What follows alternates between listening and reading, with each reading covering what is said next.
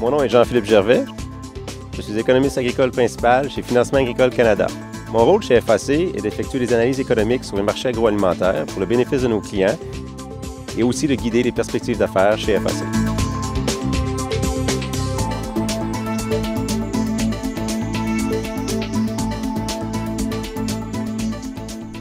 En 2011, la valeur des importations agroalimentaires du Canada a totalisé 33 milliards de dollars. Les États-Unis représentent notre principal fournisseur en raison de la proximité du marché américain et aussi le fait que les entreprises américaines bénéficient d'un accès libre au marché canadien pour un vaste éventail de produits. Les importations du Canada provenant des États-Unis sont passées de 13 milliards de dollars en 2001 à 19 milliards de dollars en 2011. Donc, malgré cette forte augmentation sur 10 ans, l'importance relative des Américains en termes de fournisseurs de produits agroalimentaires pour le Canada, elle, a diminué. Ils sont passés de 62 % de part de marché en 2001 à 58 % de part de marché en 2011.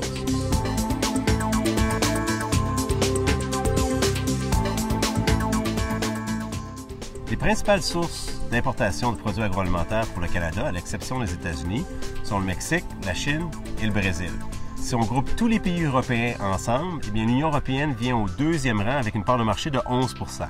Il y a eu très peu de changements dans les principaux fournisseurs de produits agroalimentaires du Canada au cours des 10 dernières années.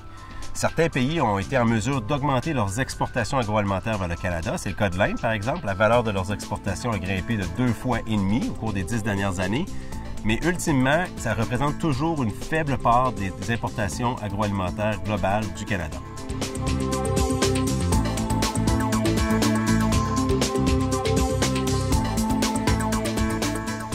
La valeur des importations agroalimentaires du Canada a augmenté considérablement dans les dernières années et cela se reflète dans les petits et grands secteurs. Dans le cas du secteur porcin, par exemple, les importations de viande porcine dans les 10 dernières années ont augmenté de 156 %, principalement dû à la forte valeur du dollar canadien. Par exemple, de 2005 à 2008, le dollar canadien est passé de 82 sous US à 1,9 $ américain par dollar canadien.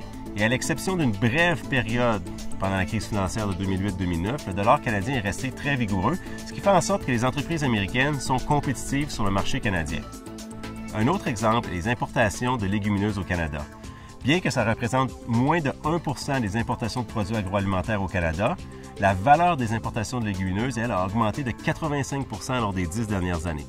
Fait à noter, au fur et à mesure qu'on augmentait nos importations de légumineuses, on était aussi capable d'augmenter nos exportations. Par exemple, les exportations de lentilles, leur valeur a plus que quadruplé lors des 10 dernières années.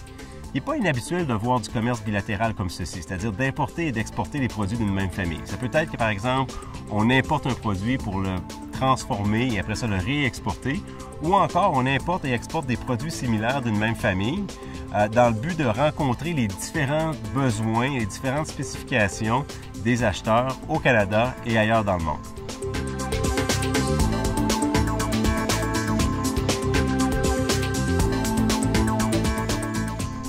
Mais si votre entreprise est la plus productive et la plus efficace possible, c'est déjà un bon départ.